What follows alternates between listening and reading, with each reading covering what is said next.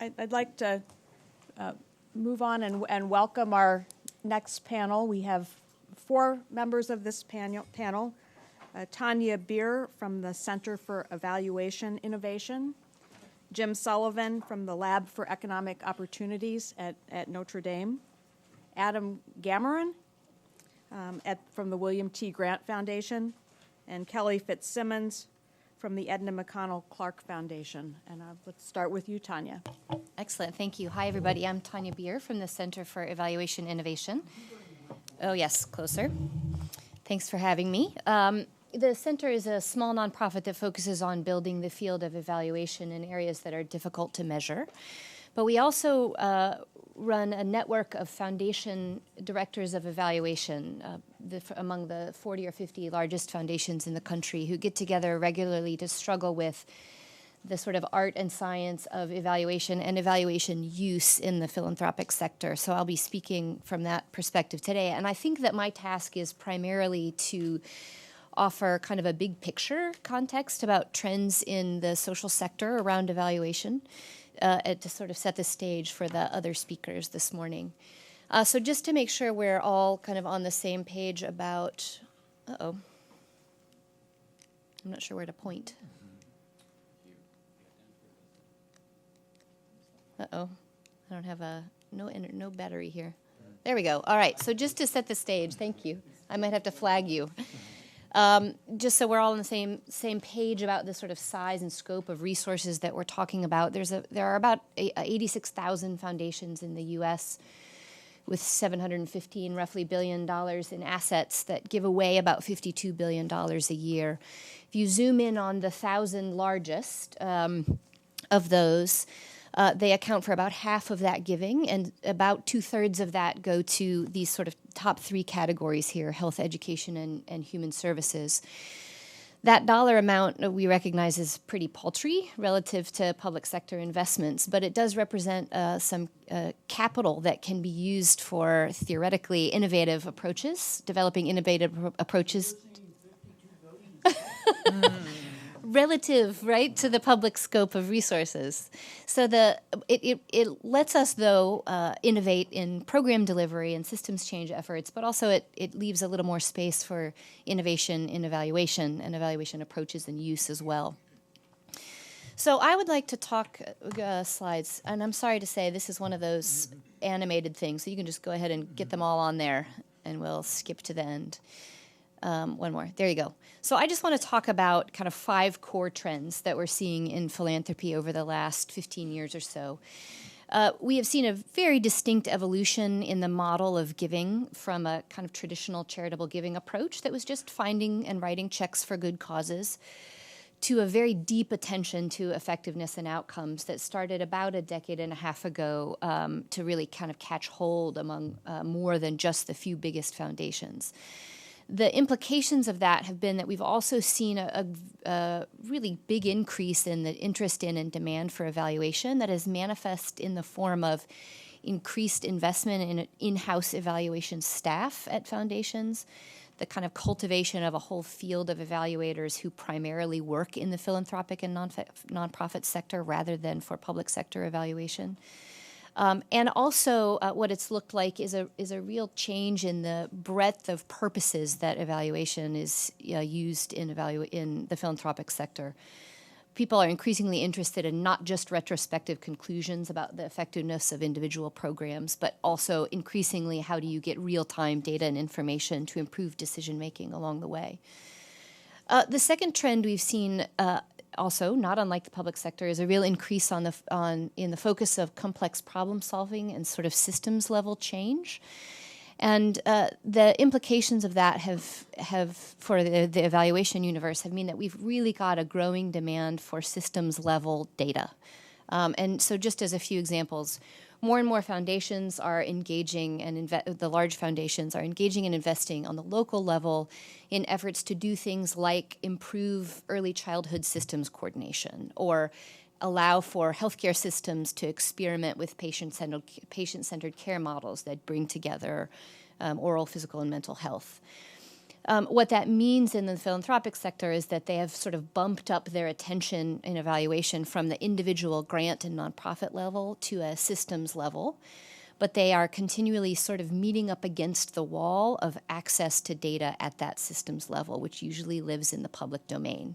So all of those same barriers we were talking about before to accessing that data are exponentially more difficult in the social sector, where there are far fewer resources and kind of negotiating power to get access to that data and to client-level data.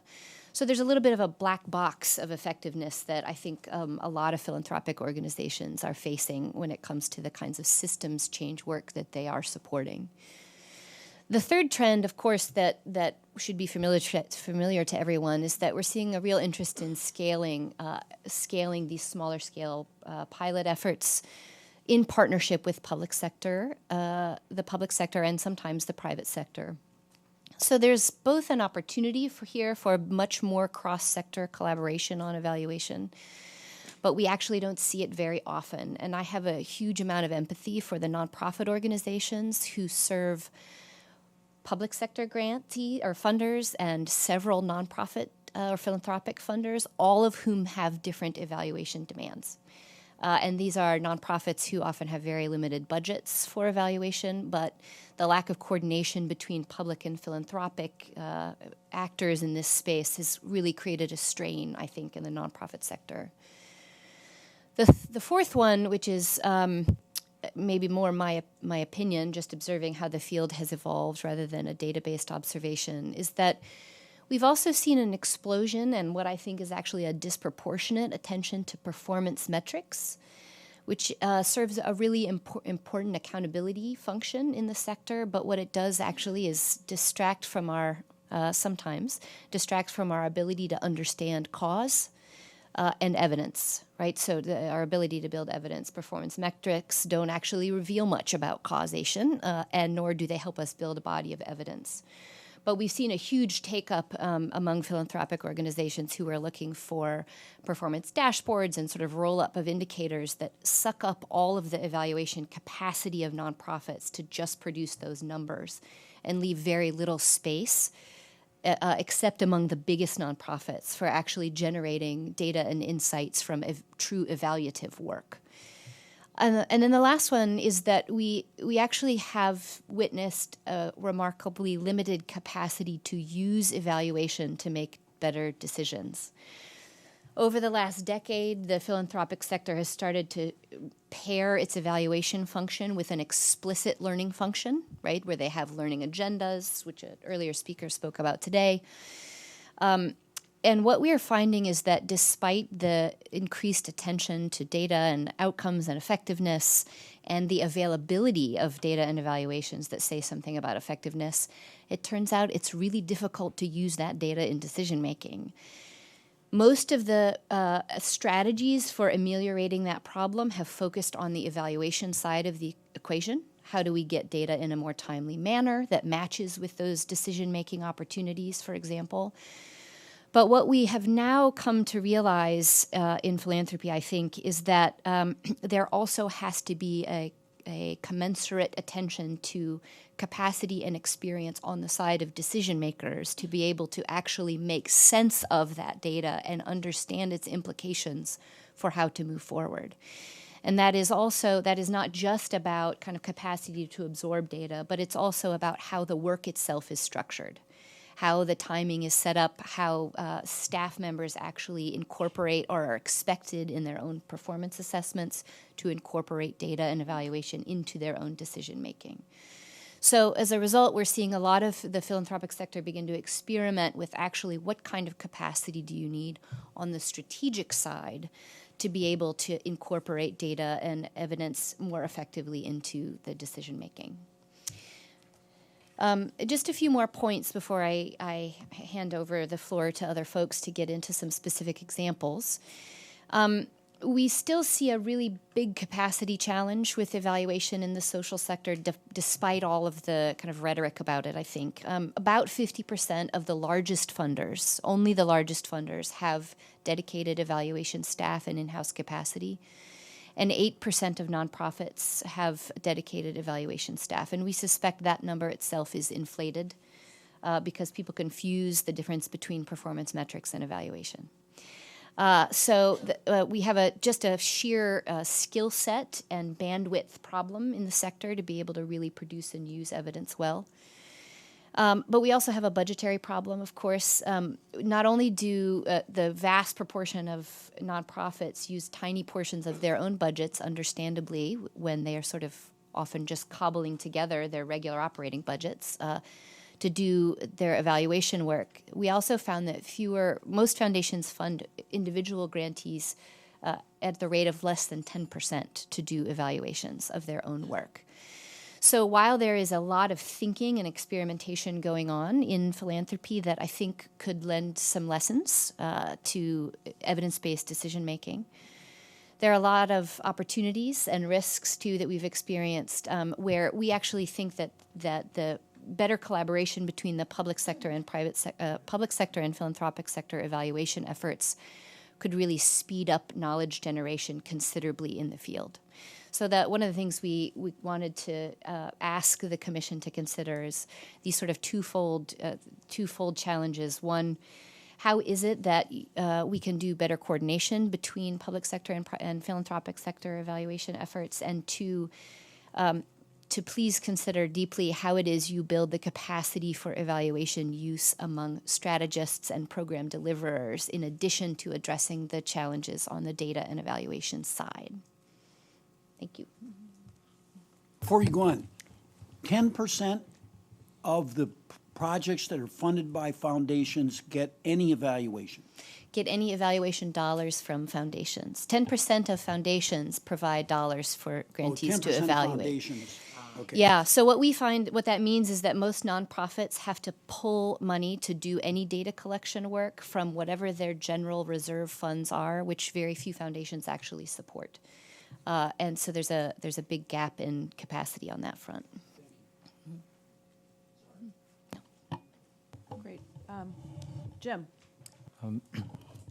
Unfortunately, I also have animated slides, so we'll see if we can work with this. So thank you, Catherine and Ron and commissioners, for inviting me to talk with you all today. And in preparing my comments, fresh batteries. In preparing my comments for this, I thought about unfortunately, no. I wanted to think about what the motivation for this commission was in the first place. And a good source for that motivation was one of the sponsors of the legislation that created the commission, Speaker Paul Ryan. So he says right now Washington measures success by how much it spends, not by how much it helps people. The commission will help change government's old way of thinking and make better use of data we get so that we can make more of a difference in people's lives. And oftentimes when Paul Ryan talks about this, he cites statistics like we spend a lot of money on social programs and we don't have a lot of evidence on that. I have some, if we can advance the slides, I have some statistics on that. So we spend about $800 billion a year on social programs in the federal government, and yet there's very little evidence to back this. And one statistic that's out there in terms of a fraction of this that's backed by evidence is it's about 1% of all programs are backed by evidence. And so the main point I want to make to you all today is that if we wait till the government's spending $800 billion to evaluate it, it's really too late. If we want to design effective programs that are backed by evidence in Washington, we need to know what's working outside of Washington. And so that brings us to the human services sector. So advance. Looks like I can relieve you of your duties, hopefully. So takes us to the human services sector. When I'm talking about the human services sector, I want you to be thinking about local job training programs, youth development programs, your local homeless shelter, all sorts of essential services provided to the community. When you add all of those up, it comes to a not-so-paltry $200 billion. And those resources have a tremendous potential to inform evidence-based programs and policies at the federal level. So the model that I have in mind is the following. You design a program to address local needs And that program is launched at the local level, and along with that program launch, you build in impact evaluation to establish the evidence of the difference that that program is making. And that evidence is really the springboard for scaling the program up to a national level so that the program can have broad national impact. And there are a number of examples of this is actually how it works in practice. One example that is commonly mentioned is the Nurse-Family Partnership. Started as a small program in central New York and today serves 32,000 families in 42 states. I do want to point out that it doesn't have to be a program that's replicated. Evidence at the local level oftentimes informs policy at the federal level. Perry Preschool had played a big role in terms of informing early childhood education. The Nurse-Family Partnership, even when it wasn't replicated, informed the investment of millions of dollars of federal funds in terms of home visiting programs. What I do want to point out is that this tends to be more of the exception, this process. A better way to perhaps describe the typical scenario of how this works is you have an innovative local leader who identifies a need at the local level, and then that innovative leader designs a program to address that need and launches that program. Now, there's not evidence that's built into evaluating that program, but this dynamic, innovative local leader can also raise the resources to scale up that program, so that program is scaled up. There are lots of anecdotal stories explaining how this program is successful, and that is scaled up at a national level, and we have unknown impact on what that program is doing. And the big important problem here is that once a program is scaled up, it's much harder to use evidence to reallocate resources towards other programs if that program is not working.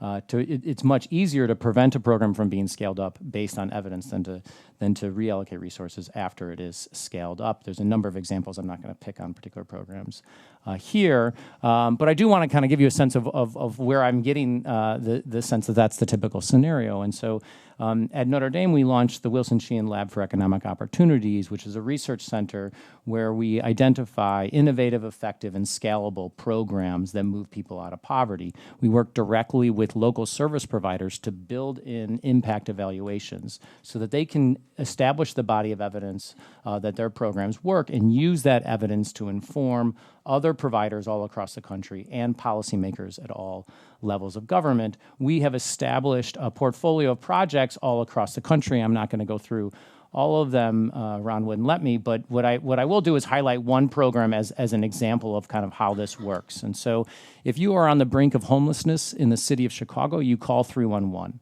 And 311 routes you to the Homeless Prevention Call Center. The call center screens you for eligibility and then refers you for financial assistance to pay your 1 month's rent so you don't become homeless. Unfortunately, some days funds are available and some days funds are not available. And so what we did to evaluate the impact of this program is link those data to homeless shelter data and see, are you less likely to check into a homeless shelter if you call on a day when funds are available as compared to a day when it's not? And we show that you are significantly less likely to show up in the homeless shelter data if you called on a day when funding was available. And I should point out that the availability of funds is unpredictable, sporadic, and functionally random. And the point I want to make with this study is that we would never have been able to study this if we weren't able to link the call center program data to administrative data from HMIS on homeless shelter entry. In fact, a point we make with this study and motivate it is that there's far too little research looking at the impact of programs on homelessness because it's simply very difficult to get information on homelessness. The Family Option Study is another example. They also used HMIS data. But the access to the administrative data made this study possible. We would not have been able to get access to the administrative data if it wasn't for the Homeless Prevention Call Center folks who referred us to the program that houses the HMIS data, so we were able to make that link. Unfortunately, this is more the exception than the norm. In our work with local providers, I want to highlight why it isn't the norm. So what are the obstacles that these local providers are facing that prevents them from doing this sort of impact evaluation. And the first is there's a very practical one on the point of funding, and this is something that Tanya has already highlighted, so that a lot of these budgets for these local providers are very stretched. The majority of those budgets are targeted towards the services to serve their clients. They actually collect information on what fraction of their budgets go towards their clients. It's very challenging for these providers to raise resources that are targeted explicitly for impact evaluation, so it's difficult for them to roll those kinds of evaluations out. Even if you have the funding, it's oftentimes very difficult to get the data necessary to do the kind of rigorous impact evaluation that we would need.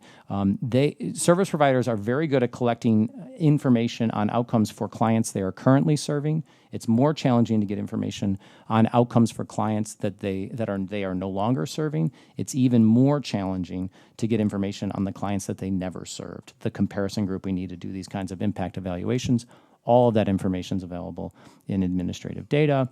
The other point that I want to make, that it's challenging for service providers to implement evidence-based programs for a number of reasons. One is that there's a lot of information out there, but it's challenging to synthesize all that information, what really are best practices. And then once you have the report on an effective program, how is a service provider going to take that research report and translate it into implementing something at the local level? Replication is very challenging. As a result of these challenges, there are a number of programs that are launched and persist that lack evidence. And I'm just going to highlight one to give you a flavor for what I'm talking about. And this is a national program, a refugee resettlement program. The Office of Refugee Resettlement in the U.S. Resettles tens of thousands of refugees each year. They did 70,000 in 2014. And the way this works is they contract with local service providers to help refugees transition to the local communities so that they can be successful. This is a program where the costs exceed $250 million annually. And the key problem here is that we have virtually no information about what are the economic outcomes for refugees more than 6 months beyond the time that they're resettled. We don't know their earnings. We don't know employment rates. We don't know their usage of government benefits. And all of that information is publicly available. We've worked with a number of these service providers to try and get access to that administrative data to be able to answer questions about the effectiveness of their programs. Should we be putting refugees in English language classes? Should we be giving them job training? We don't know the answer to the effectiveness of those programs because we can't access the administrative data. So let me just conclude by talking about what I think the Commission could do to help on these margins. And this is going to resonate with a lot of what you've heard already in terms of what would help cities, but also what would help the foundation sector as well. So in each of these, I'm going to go back to the 3 points that are the obstacles, because I think there's ways to address these obstacles. And then the first of the obstacle that I mentioned was that of funding. And the part of the problem is that the funding doesn't incentivize the providers to allocate resources towards impact evaluations. And so, obviously more funding would be good, but there needs to be tied to this additional funding explicit incentives for the funding to be used for impact evaluation. There's lots of good examples of this, I3, Social Innovation Fund, et cetera. But the problem is that's not the norm, and I think it needs to become more of the norm if we want to see more impact evaluations at the local level. There's also opportunities to do this through legislation. The 2014 Farm Bill had Section 4022 had a provision for pilot experiments to evaluate changes in food stamp program. Those were included in that provision was the requirement that those pilots were evaluated in a rigorous way, and also require that the states provide administrative data. And so those kinds of incentives can go a long ways in terms of incentivizing providers to and giving them the resources they need to do impact evaluations. The obvious request is to make data available. I want to kind of go a step further and say we need to make data accessible so that providers can use it. And there, what I'm talking about is what kind of personal identifying information should all providers collect so that when they go to some clearinghouse about that makes data available, they know they can link the data appropriately. What kind of consents should the providers be collecting initially so that they can get the appropriate approval to link the data? And so the last comment that I'll make in terms of a recommendation is to help with this facilitation process. I know you're thinking, no, not another What Works clearinghouse. Really what I'm thinking are two things. So one is to have better synthesizing of that information, and the other is to help them use that information to replicate. Not just here is some research, but how do I use this research to actually replicate and implement the program? Thank you. Great. Thank you very much. Adam? One-page list of recommendations, because my list is longer than Jim's. So that's for commissioners and staff. It's also the last page of my written statement, which hopefully will be accessible to everyone. Thank you for the opportunity to speak today about one of our nation's most vexing challenges, serving the public good by making smart policy decisions using data our government already collects.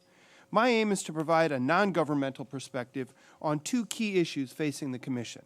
First, what data are needed to support public good activities, and second, what steps are needed to build the capacity to use data and create the evidence required for better policy decisions. The William T. Grant Foundation, which I lead, supports social science research to improve the lives of young people ages 5 to 25 in the United States. Within this overall mission, we have two areas of focus. The first is to support research on reducing inequality among young people, and the second is to support research on improving the use of research evidence in policy and practice. These priorities would be greatly aided if the Commission were able to accomplish its goals. This Commission is uniquely positioned to consider not only how to achieve linkages among administrative data sets, but how the federal government can use data to create the evidence required to achieve our policy aims, as well as how to create the infrastructure to support the use of evidence in policymaking. A close reading of your charge fully supports this broad and essential mandate. So if I have one message for you today, it is this: be the Evidence Commission, not just the Data Commission. Now here are some thoughts about how to make that happen. To inform policymaking, data must be deployed in research and evaluation to create research evidence. By research evidence, I mean evidence derived from applying systematic methods and analyses to address a predefined question or hypothesis. Policy insights can emerge from a variety of types of research studies, and consequently linked administrative data has multiple purposes. Among these are rigorous evaluations of program impact, both experimental and quasi-experimental, program improvement efforts, including performance management, and descriptive studies that contribute to policy formation. Now, the Commission has already heard much today and in past meetings about rigorous evaluations of program impact, so I'll mention that topic only briefly. Suffice it to say that administrative data can be a powerful tool when attached to evaluations of program impact, both for long-term and short-cycle studies, and I've provided more details in my written statement, including examples from research my foundation is funding. Experimental and quasi-experimental studies often focus on the overall impact of programs, but their findings have limited value for policy if they do not say what works for whom and under what circumstances. This is because evaluations are most useful when they point the way towards improvement. That, however, requires information on context and on implementation, including conditions that facilitate or impede success. Often such contextual information is available in administrative records. The Commission could provide guidelines for federal grant makers that would strengthen researchers' access to contextual and implementation data. Performance management is a tool used for program improvement, or can be used for program improvement, that relies substantially on administrative data. To assess outcomes of a government program, however, a federal agency typically requires administrative data that are gathered elsewhere within the government. While current federal law requires agencies to set performance goals, it does not require them to share the data that are needed by other agencies to assess progress towards these goals. The Commission can boost federal program improvement efforts by recommending policy changes that will support goal sharing with data sharing requirements. A third purpose of linked administrative data is to understand the nature of challenges facing our nation and to identify possible programs and policies that may address them. For instance, President Obama has declared that reducing inequality is the defining challenge of our time. Data that our government already collects, but which are not currently well used, could help us form more effective policies to respond to this challenge. I'll use two cases to illustrate this point. The first case is about forming policies to reduce educational inequality by linking data from state education records and national education surveys. During the Obama administration, officials at our National Center for Education Statistics negotiated with 10 state education agencies to prepare to link a longitudinal cohort study of high school students with state education records. NCES did its part by oversampling students in each of the 10 states. But ultimately, not a single state provided its data for linkage with the national survey. Despite agreement at the political level, the NCES and its state counterparts were unable to resolve the bureaucratic barriers to linking state and federal data. This promise is ironic because state longitudinal data sets were largely built with federal grants to states.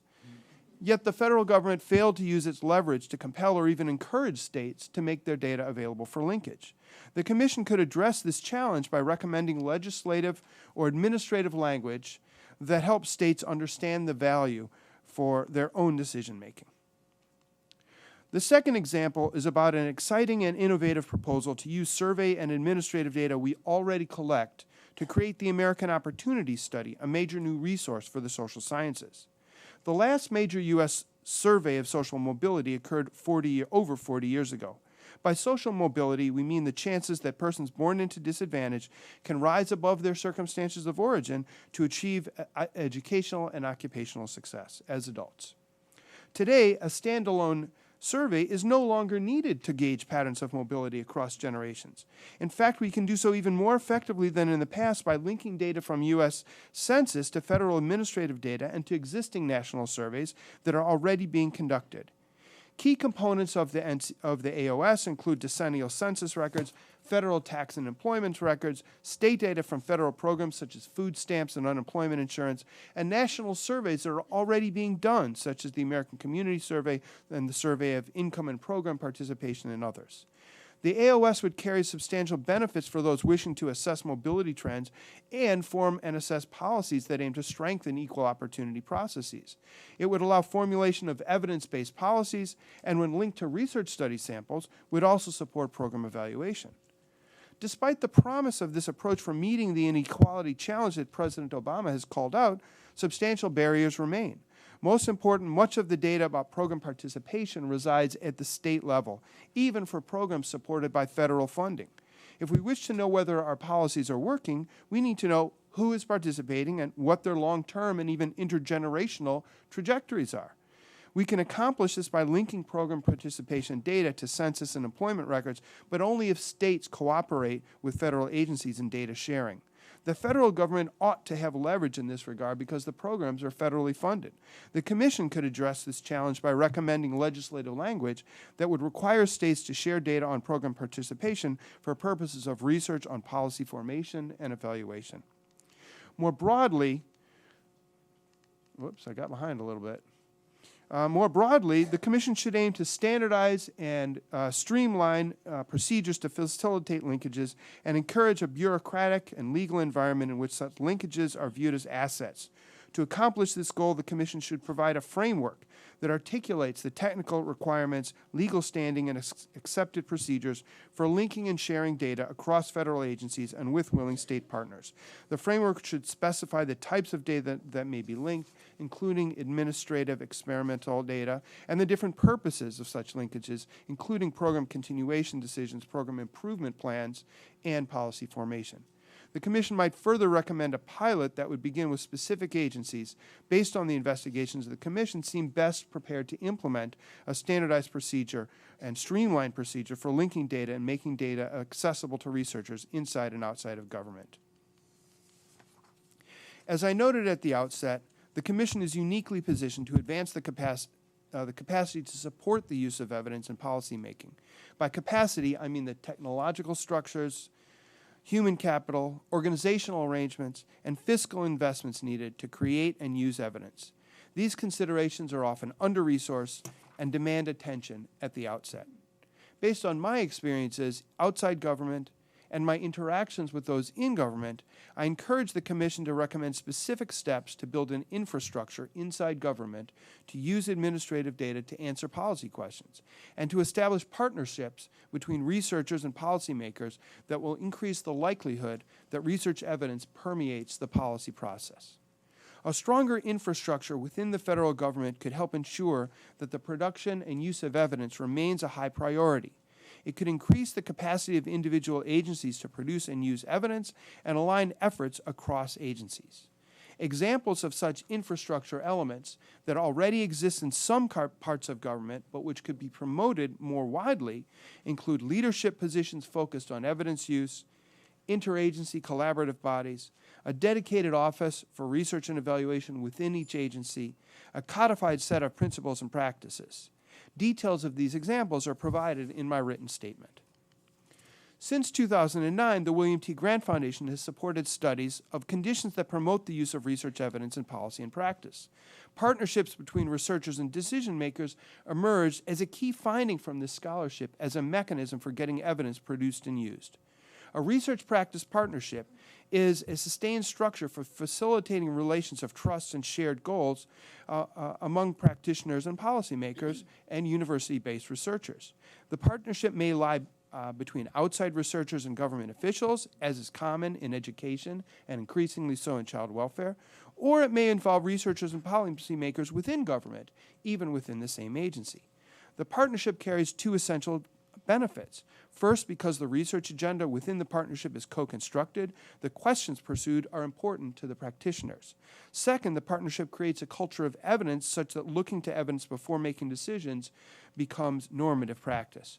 Fundamental to the partnership is the sharing of administrative data that allows researchers to address policy questions of interest to decision makers. The Commission can improve the use of research evidence by identifying effective partnership models and promoting them across the federal government. Many models of partnership exist. Check out our website. The recommendations I've provided are ambitious, but the Commission is well positioned to drive this work forward, especially if it focuses on the full continuum of activities from linking and sharing data to using those data to create research evidence to using that evidence to inform policymaking. By serving as the Evidence Commission, you can help bring about smarter policies and greater opportunity for all. Thank you. Thank you. We are inspired. So, Kelly.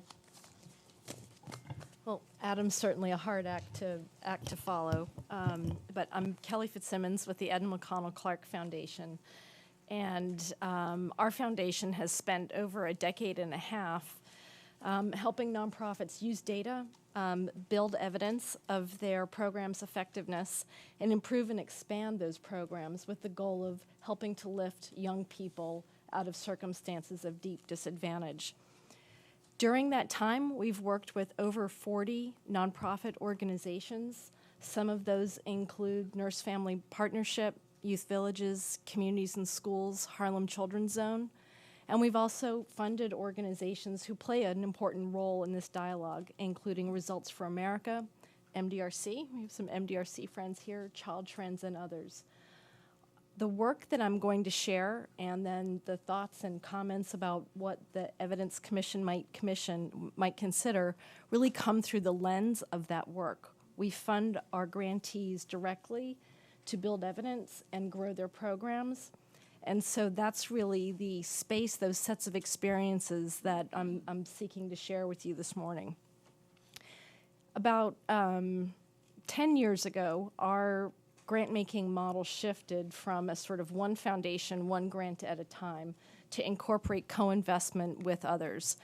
And thank you. And since that time, we've leveraged $155 million of our own dollars, along with about $487 million of other foundation and government dollars to help support this work of growing programs and building evidence. Our grantees and the communities, families, and young people that they serve have benefited from this work, have benefited from the increased emphasis that OMB, federal agencies, and Congress has placed on evidence-based programs. I think, indeed, we feel we're in a golden age of evidence, as folks here have shared. And we are proud to have partnered with the federal government in the Social Innovation Fund as an intermediary, which gave us an opportunity to bring our own tiered evidence-based model to bear with public funding and learn about the challenges of commingling public and private funds, but learn about the challenges of building evidence in a policy-relevant, high scrutiny context. Many of our grantees also participated in the Invest in Innovation Fund, the Department of Education, I3, and many of our grantees have been at the front lines in the Pay for Success movement. So because of their track record, because of many of these leaders who, quite frankly, were the motivated, perhaps those that were more at the leading edge of seeking to build evidence, they were more ready to participate in some of these grant arrangements. But there are hard-fought lessons, and not everything is rosy. So I'm seeking to share, I think, bright spots here as well as challenges for consideration. Our grantees and the communities they serve have absolutely benefited from rigorous studies that have helped them learn. In some cases, we've actually had really strong impacts, and there are bright spots to hold up for sure. But in most cases, our rigorous studies have produced mixed to null findings. Some of that is definitely due to programmatic challenges or where programs are coming up short. Some of that is also due to methodological challenges with data, many of which have been described today. In spite of the perhaps imbalance with challenges, I think much of this is addressable. And we have an opportunity to take this on. I think if we see ourselves as an emerging marketplace, and we are in a landscape that is shifting dramatically right now, the emphasis and focus here is a credit to this, but I think it's also very important that we understand that much of this work is about innovation and improvement, and we together are in an innovation and improvement life cycle. There are many constraints that providers face when building evidence, and we've experienced this again directly through our work, but more recently we've had an opportunity to step back and visit with 80 leaders in the field and ask the question, what more could we do to help our grantees in the field move the needle on evidence building? We've funded evidence generously. We've helped build the capacity in grantees to do this work. We've worked with other funders and co-investors to talk about the importance of using evidence. And we've tried to promote the use and uptake in evidence, yet still we're confronting challenges. So I want to share 4 buckets of challenges that perhaps we might consider together how we can get under the skin. First and foremost, and we've heard a lot about that this morning, is that the funding for evidence building, the supportive capacities, particularly around technology, data, and policy, is limited for nonprofits. These are not, this is not talent that you find in ample supply. It is hard to attract this talent to work in the social sector. It is hard to fund this sector. It is hard to fund this work. This work is considered administrative overhead, and with the pressure to keep these costs down for many nonprofits, it constricts their budget availability. I believe most nonprofits, sort of at a max, probably are spending 2% of their operating budgets on this work. It's not sufficient to what the work is required. And I think as a result, nonprofits are forced to take a pay-as-you-go approach to building evidence, one study at a time, rather than think about this as continuous business process. They don't take a product life cycle approach. They don't think about this as an ongoing function. And I think the role of competitions has been helpful in creating more demand. But the reality is there's not a lot of thought given to what happens after the competition is over, what happens after the study is over, what do we do next with the results? How do we prepare to keep on innovating, apply the results, improve implementation? Funding can definitely play a role in shifting that by increasing the supply of resource for this capacity building. But I think also stimulating efforts to think differently on the part of researchers and TA providers to build in more of an ongoing capability at the level of the nonprofit. Secondly, and I think we've observed that currently the roles and incentives for evaluation researchers are not always well aligned with the practitioner's needs or their local context. And this is just a difficulty that I think we can face together. But often the timelines, the expense of evaluation, the pressure to publish that many research entities confront are not conducive to innovation, to needing to experiment, to needing to fail in order to learn, which is a core part of building evidence.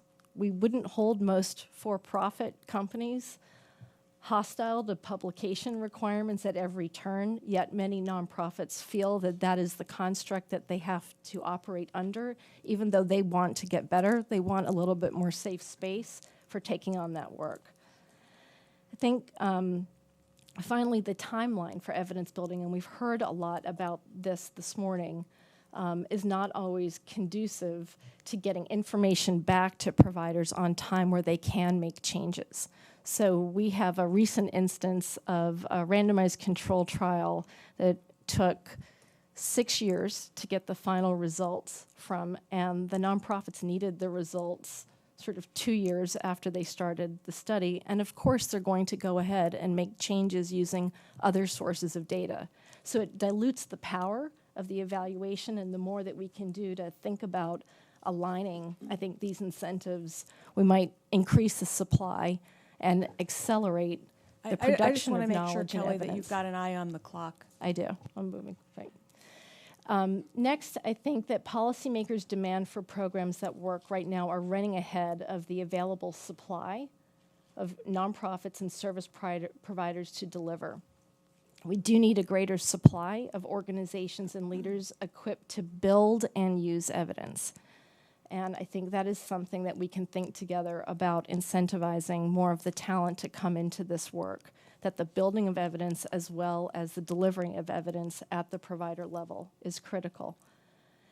And finally, while policymakers, government, and private philanthropy funders are demanding evidence, we seldom understand the full operational data and funding realities that nonprofits face, and we don't use evidence consistently to set policy or award contracts. We might get excited about what brain science research is telling us and lose sight of the fact that most folks that work in preschools are earning $10 an hour, don't have the capability necessarily right away to adapt and apply these learning. A quick analysis of our grantees tell us for their public contracts, again with states and localities, they're compensated 30 cents to 70 cents on the dollar for what it takes to deliver the programs. So they're facing pressure to deliver more quality, deliver outcomes, but they can't afford to do so. I appreciate the call earlier to include cost-benefit analysis into evaluation work and research studies, because we need to make things work at scale, which means we need to be able to deliver outcomes cost effectively. I'm going to jump forward to quick potential solutions the Commission might consider. One, given the breadth of the providers' network in this country, the $800 billion in spending they represent, the Commission might consider crafting a platform for engaging providers directly in the learning, the knowledge, the way that you do your work so they can learn from that. Secondly, further incentivizing the use of evidence in procurement and supporting efforts of program providers not only to build their evidence, but to use it and shift TA dollars from compliance to support outcomes building. The White House Office of Social Innovation just held an interesting conference on outcomes-focused TA. Might be something to consider there. Finally, setting clear and shared standards for evidence, definitions, and data standards and requirements. We've heard a lot about that this morning, that can actually be shared not only by government, but the private sector. So we're not sending mixed messages of what counts as good evidence. And finally, removing barriers to accessing federal, state, and local data, particularly in education, where we've heard from grantees they struggle the most with being able to get access to district data.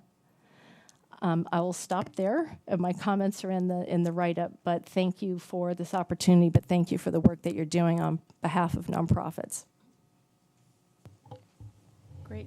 Thank you all very much. We have some time for questions from members of the Commission. Ken. I guess I have a couple questions, and I guess first for Tanya and Jim.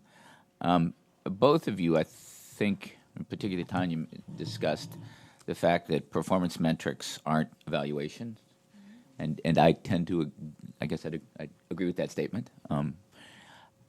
And what should we think about here? I mean, I guess in my mind, performance metrics primarily focus on data that a program would be collecting already and doesn't need permission to get access to, whereas rigorous evaluation is more likely to need those linkages. Is that am I echoing what you have in mind, or should we be focusing more on evaluation, or how important is it that we think about providing data for just measures of the performance measures of the performance of the program? So I'll give a shot at that, but then ask that somebody else does as well. So I think you're right. You're putting your finger on there's a sort of reach of the evaluative lens that goes beyond what a program can just sort of collect in the daily course of doing business when you're talking about evaluation versus performance metrics. And I don't want to say that I don't think performance metrics are important. And I didn't want to imply that either. Yes, but I do believe that there's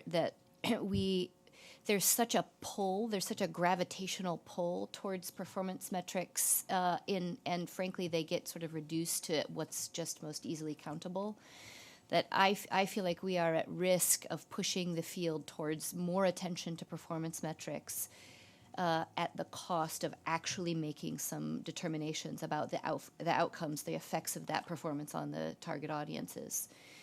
So for me, it's a cautionary tale about just trying to stay focused on making sure that what we're not emphasizing here is just those sort of counts of outputs and activities that nonprofits in particular tend to get sort of caught up in.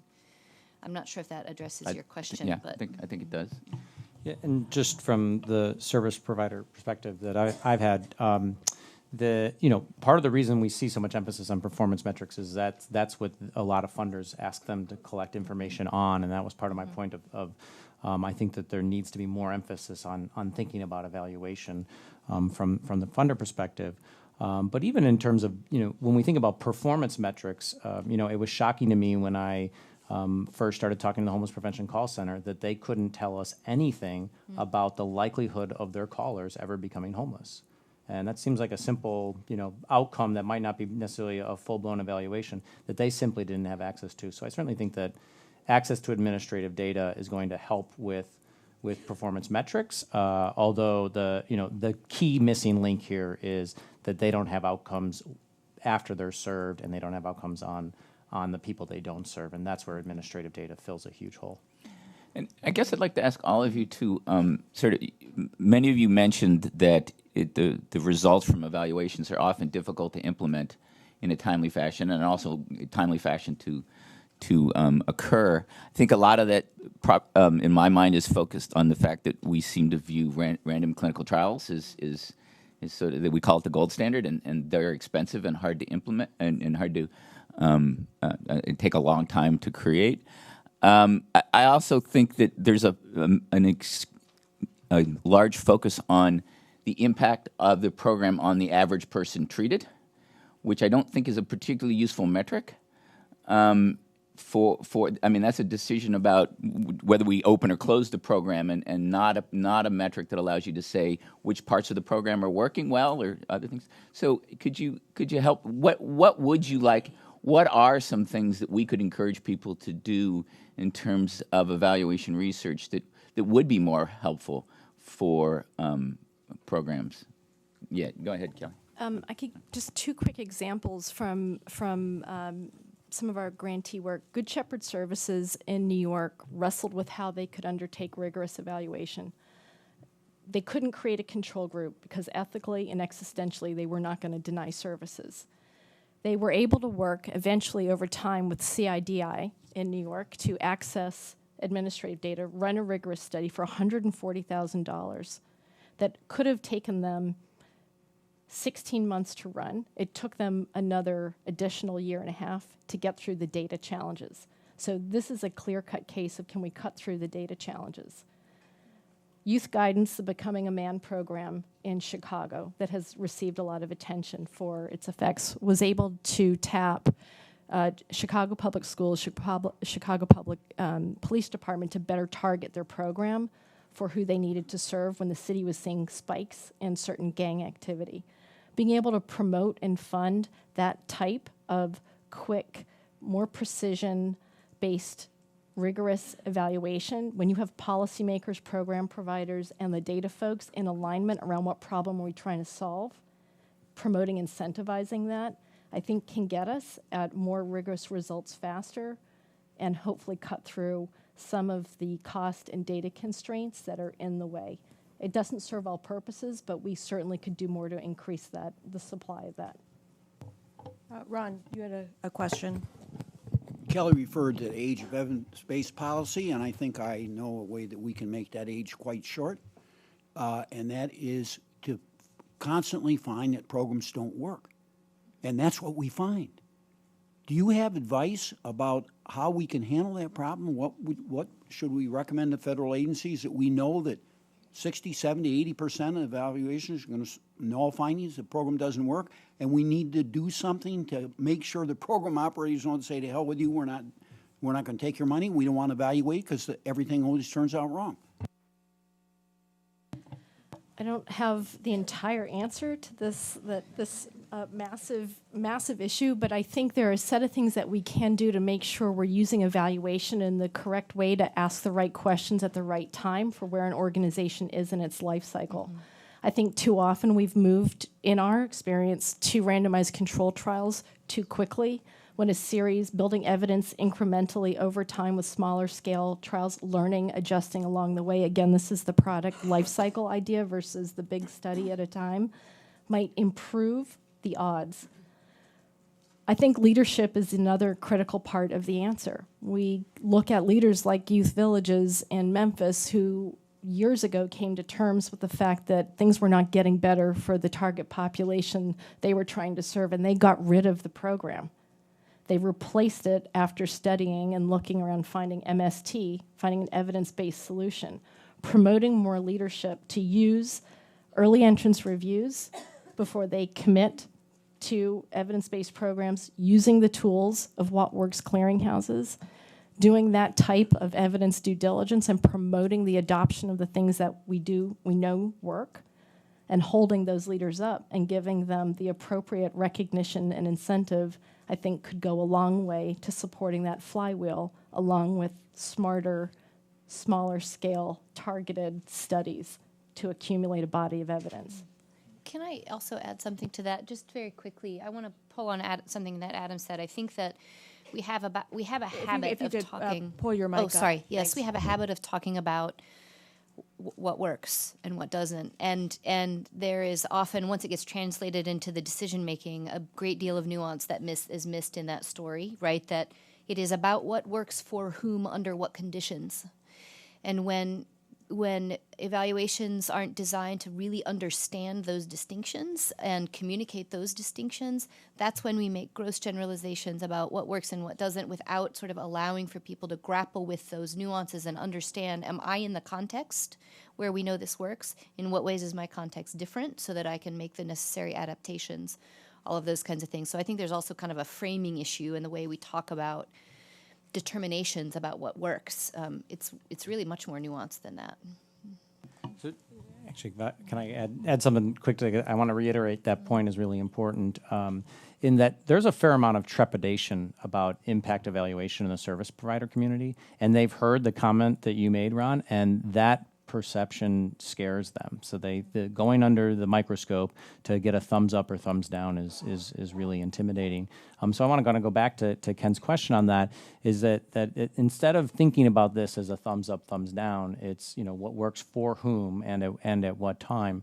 And oftentimes the impact evaluations can lead us to certain mechanisms within the intervention or for certain subgroups of the intervention for which this has impact. And also, if it's not this doesn't work, let's shut it down. It's if it doesn't work, why doesn't it work? And the impact evaluation can shed light on that. Yeah, I'll build on that by reminding commissioners that a big part of the purpose of evaluation is program improvement. And so if you can answer the questions that Jim just raised, then you can figure out not just whether the program should be continued or not, but how to improve it. It shouldn't be surprising, and we shouldn't despair when 80% of evaluations, impact evaluations, find null results. This is the way the world works. It's hard to improve programs, to do better than the status quo. And it takes a long time, and we need to be thoughtful. But linking, getting back to the Commission's focus, linking data, rich data about context, about what's going on inside the program, as well as the outcome data, is essential for that. And I think the Commission can help in that aspect of moving from black box studies to studies that inform program improvement. One more. Super quickly, and I don't know if anyone is here from Department of Education, but my understanding is that the Tier 1 designs in the I3 were reviewed by a different evaluation firm than the firms that executed the evaluation, and as a result, there was a higher level of stronger designs in those Tier 1 studies. There might be innovations of that nature the federal government could consider to strengthen the design and execution of rigorous studies where we're investing larger dollars, different than promoting some of the smaller scale innovative studies.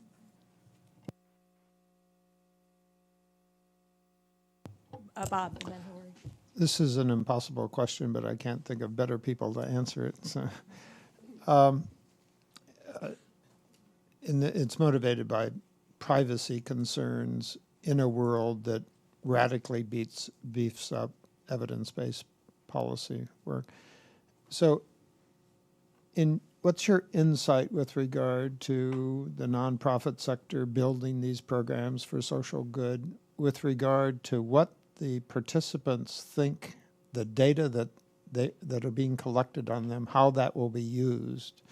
So is there a culture of informed consent with regard to that, or what's your kind of overall view of that landscape? Two quick examples. In those organizations that have tighter connections to community and are trusted in the community and stand for equity, we've seen them be able to be in relationship in a way that breeds more participation and data sharing. And Paul, you asked the question about machine learning earlier. There's a foster care organization in California that has been told they can't rigorously evaluate because of control group issues. They're working with the kids in their program to build a database of their experiences and using machine learning, combining with others so they can amass data sets and evaluate over time with a group of other partners in the area, because it's important that they're able to tell local government what is happening with the target population. So we've seen bright spots of this, but it really does come down to the strength of the relationship at the community level that's able to overcome trust. One other experience in a community setting, when evaluators actually went and talked to residents in a social program, a supported housing program, and the different levels of evaluation, and they said they were going to do a lower level evaluation. Residents pushed back. They wanted the top shelf. They wanted the RCT because they didn't feel that anybody else, in the absence of that rigorous information, would believe they could change. And I think there's a strong opportunity to draw constituent voice to these data and privacy discussions through community-based providers. I'll just give you a quick sense of what we've learned working with local providers. Actually, I've been reasonably impressed that informed consent is standard practice in the industry.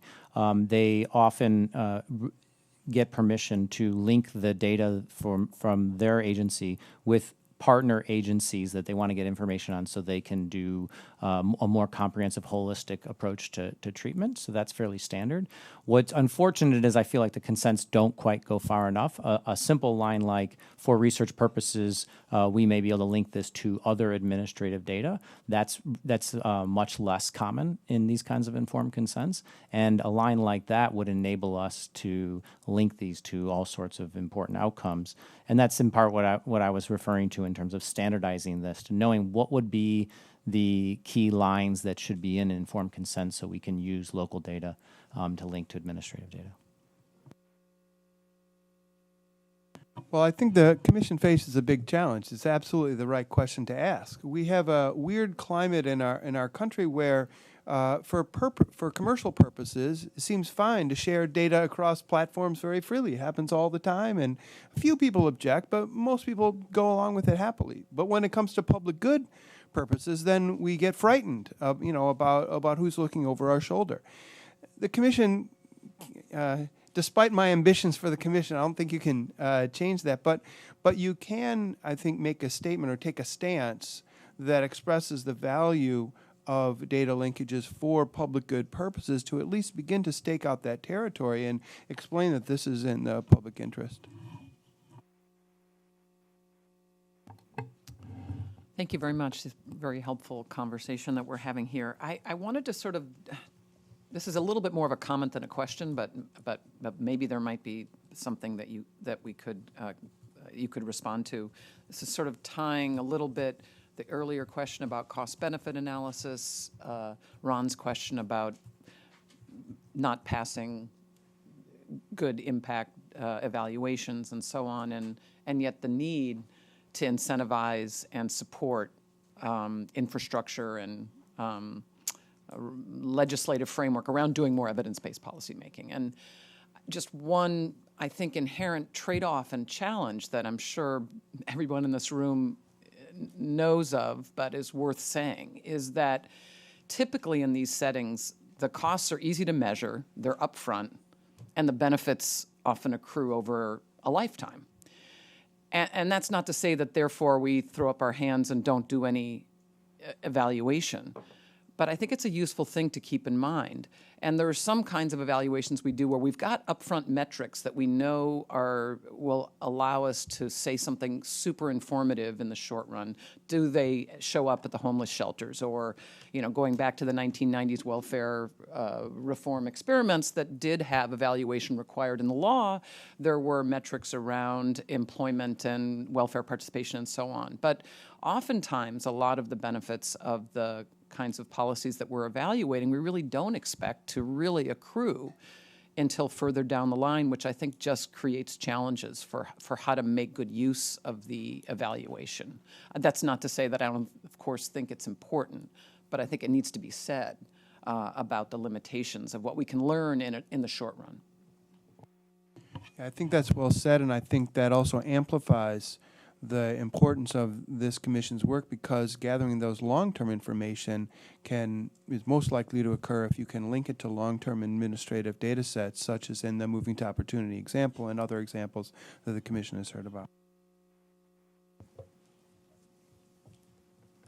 So briefly, and again, it's a comment more than a question, so thank you for the comments. Adam, I just wanted to not let the record demonstrate that what you just said, and I think you were speaking a little casually, isn't challenged. So the idea that most Americans are happy with the kind of state of corporate information sharing, I think is quite falsifiable. I think there's a lot of people who are deeply unsettled by that.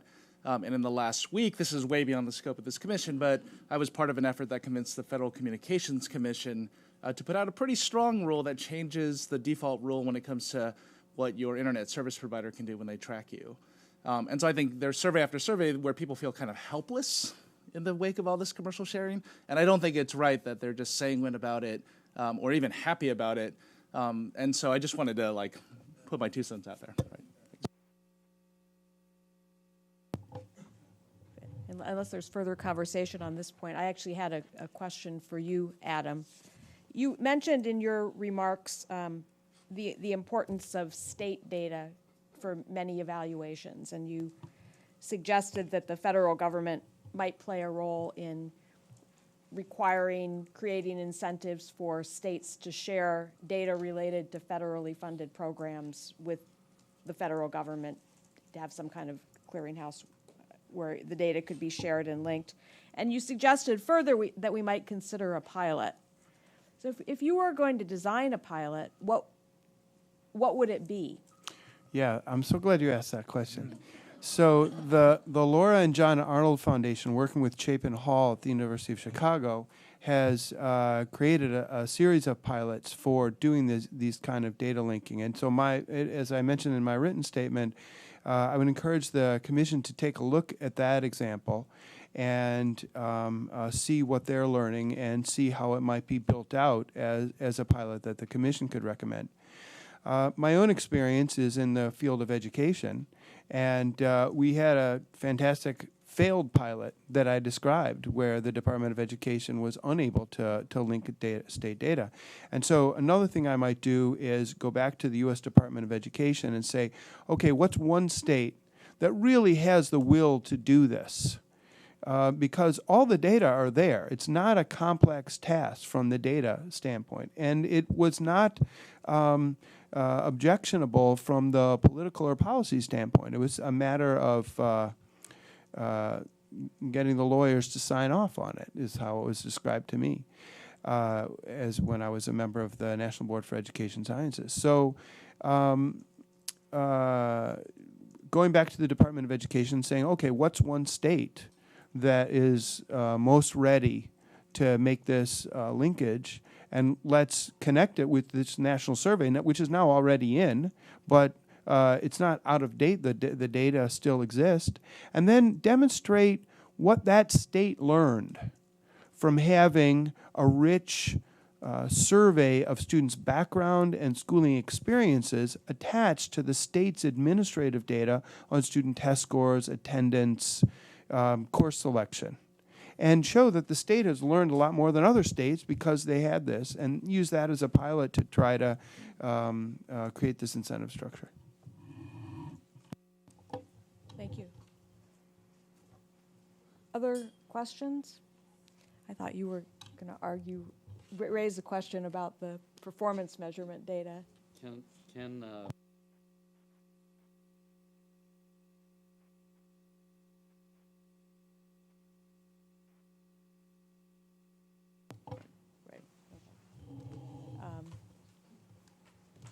Other questions that people want to raise? If not, I'm just looking around, making sure I'm not cutting anyone off. If not, I thank you very much for all very much for being here.